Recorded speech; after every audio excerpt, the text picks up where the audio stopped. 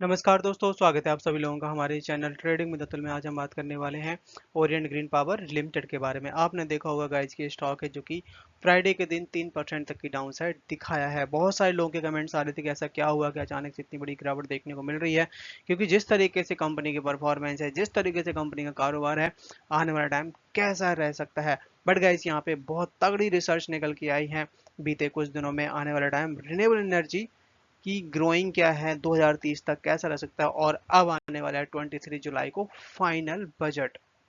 और इस बजट में बड़ी अनाउंसमेंट आ सकती है बहुत सारे सेक्टर के लिए।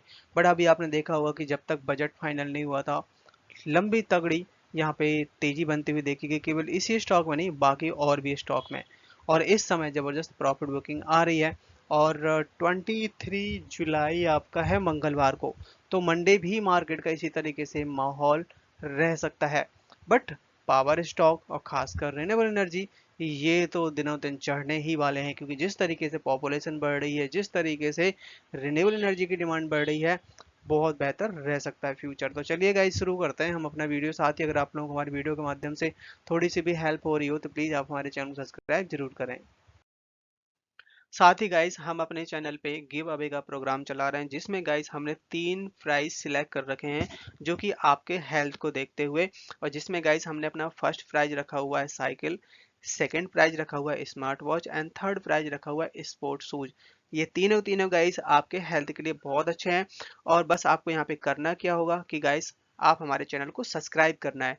और हमने अपने जो चैनल का टारगेट रखा है, 1 लाख सब्सक्राइबर का टारगेट रखा हुआ है। जैसे ही गाइस वो पूरा होगा, हम आपको ये तीनों प्राइज हमारे जो लकी सब्सक्राइबर होंगे उनको देने वाले हैं। और ये गाइस आपके लिए बहुत बड़ा काम नहीं है, आप चाहें तो इसको 6 महीने में, साल भर में, जब भी आप करवाना चाहें तो करवा सकते हैं। सो गाइस प्लीज आप हमारे चैनल को सपोर्ट करिए। और इसमें पार्टिसिपेट करिएगा। आज का मार्केट इतना अच्छा नहीं था, क्योंकि अब बजट अनाउंस होगा और उस बजट की वजह से पहले से ही प्रॉफिट बुकिंग आ चुकी है। आप देख सकते हैं कि लगातार मार्केट में तेजी बनी हुई थी अभी तक। बट आज देखिए कि निफ्टी 50 में करीबन 270 पॉइंट्स की डाउन साइड देखने को मिली। बैंक निफ्टी में 350 पॉइंट और आईटी में सबसे कम गिरावट देखने को मिली है। सबसे ज्यादा स्टॉक यहाँ पे आज के दिन भागते हुए देखे गए हैं। और सबसे ज्यादा जो इंडेक्स टूटा है वो है स्मॉल कैप का। आप देख सकते हैं 1200 पॉइंट्स की यहाँ पे डाउन साइड दिखाई दी है। स्टॉक है जो कि लगातार 1 हफ्ते, 1 मंथ और 3 मंथ्स के अंदर कोई ज़्यादा खास रिटर्न दिया नहीं है। बट पिछले साल यही टाइम था जब ये स्टॉक 7 से 8 रुपए का था, और वहां से आप देखिए काफ़ी अच्छे रिटर्न दिखाया है। यहाँ पे बहुत बड़ी उम्मीद जताई जा रही है इस बार के फाइनल बजट में, क्योंकि अभी आया था इंटरिम बजट और अब आएगा फाइनल बजट, जिसमें निर्मला सीतारमन जी से खासकर ग्रीन एनर्जी और विंड और सोलर के ऊपर एक बड़ी यहाँ पे फेवर, बड़ा ही यहाँ पे टैक्स रिलीफ मिलने की उम्मीद जताई जा रही है। इस समय इंडिया की पॉपुलेशन लगातार बढ़ती हुई देखी जा रही है, और यहाँ पे पॉपुलेशन बढ़ने का मतलब है कि इलेक्ट्रिसिटी का डिमांड भी बढ़ना, और जिसमें सोलर की डिमांड सबसे ज़्यादा, और यहाँ तक कि विंड का और ग्रीन एनर्जी की डिमांड लगातार इंडिया में बढ़ रही है, जिससे बाहर के जो इन्वेस्टर हैं वो भी यहाँ पे नज़र गड़ा के बैठे हुए हैं, खासकर इंडिया की रिन्यूएबल एनर्जी के ऊपर। इंडिया का जो ग्रीन एनर्जी का जो टारगेट था 2022 में 175 गीगावाट का था, जो कि यहाँ पे 500 गीगावाट का रखा हुआ है इन्होंने 2030 तक बताया जा रहा है, जिसमें 42% यहाँ पे रिन्यूएबल एनर्जी से इलेक्ट्रिसिटी जनरेट होगी, और जिसमें सोलर और विंड का एक अहम रोल हो सकता है। और साथ साथ इसमें ग्रीन एनर्जी है जो कि यहाँ पे ये भी एक अहम रोल प्ले करेगी, और जिससे इंडिया की जो इलेक्ट्रिसिटी की डिमांड है उसको पूरा किया जा सकेगा। इंडिया है जो कि इस समय थर्ड नंबर पे है, जो कि रिन्यूएबल एनर्जी पे बहुत ज़्यादा काम कर रहा है। यहाँ तक कि बताया जा रहा है कि बहुत सारी कंट्री हैं जो कि बहुत तेज़ी से यहाँ पे स्टेप उठाते हुए देखी जा रहे हैं कि कैसे इसको प्रमोट किया जाए, जिसमें यूएस ऑफर कर रहा है टैक्स क्रेडिटर का for renewable energy investment, and China है जो कि कंपनसेशन कर रहा है सिस्टम में।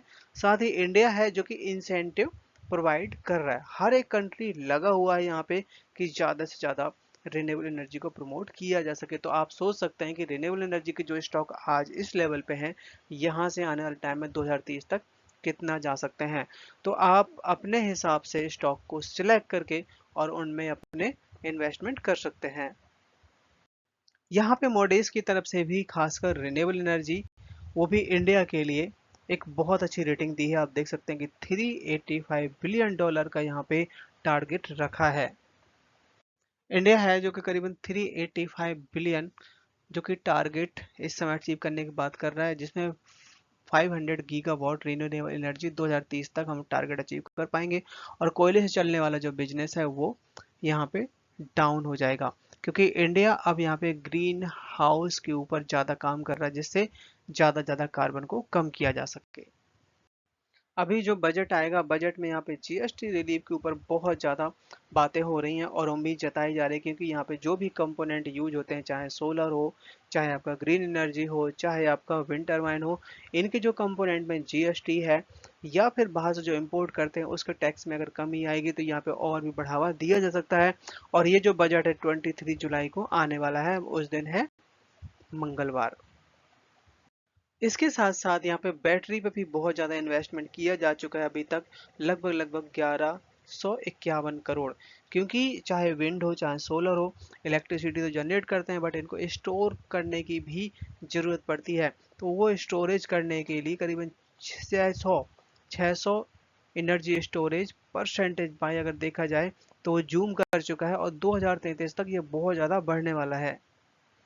और ये जो स्टोरेज सिस्टम है, ये आपका इलेक्ट्रिक व्हीकल्स पे भी बहुत ज़्यादा काम करने वाला है, क्योंकि अगर बड़ी बैटरी बनेगी और बड़ा स्टोरेज करेगी तो ज़्यादा ही जो आपकी फोर व्हीलर गाड़ियाँ हैं ज़्यादा लंबा तक चल पाएंगी। तो यहाँ पे खासकर बैटरी कंपनियां भी एक बहुत तगड़ा अहम रोल प्ले कर सकती हैं। कंपनी के जब Q4 के नंबर्स आए थे, तब यहाँ पे राइट इशू के बारे में कुछ अनाउंस हुआ था कि राइट इशू कंपनी फिर से ला सकती है। तो यहाँ पे आप देखिए करीबन 17 जुलाई 2024 को मीटिंग हुई है, और इस मीटिंग के तहत यहाँ पे बहुत सारे टॉप मैनेजमेंट के लोग शामिल हुए। साथ साथ इन्होंने सेबी को भी कुछ इन्फॉर्मेशन दी है कि इस बार की यहाँ पे अर्निंग आएगी तो मे बी कुछ अनाउंसमेंट निकल के आ जाए राइट इशू के ऊपर।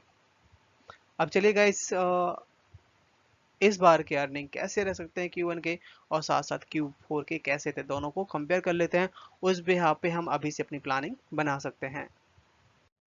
यहाँ पे जो नंबर दिए हैं सीधे सीधे साफ साफ हमें बता रहे हैं कि कंपनी की जो सेल है इसमें ज़्यादा खास इंप्रूवमेंट दिखाई नहीं दे रहा।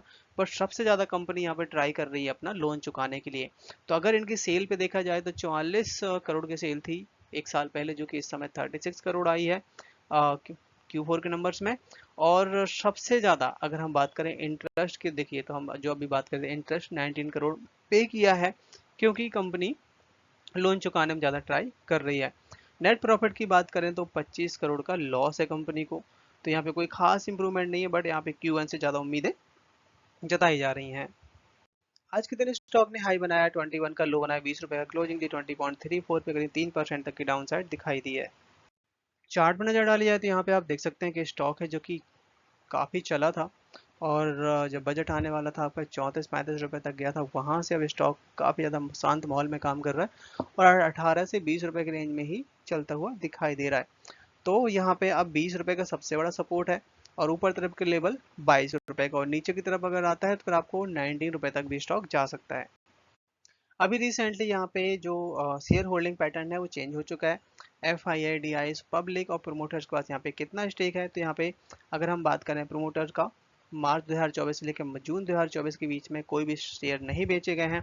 FII की तरफ से कुछ खरीदारी करी गई है, आप देख सकते हैं कि 0.48 से लेके 0.51, मतलब बहुत मामूली सी DI सेम है। पब्लिक के पास लगभग स्टेक सेम सा है।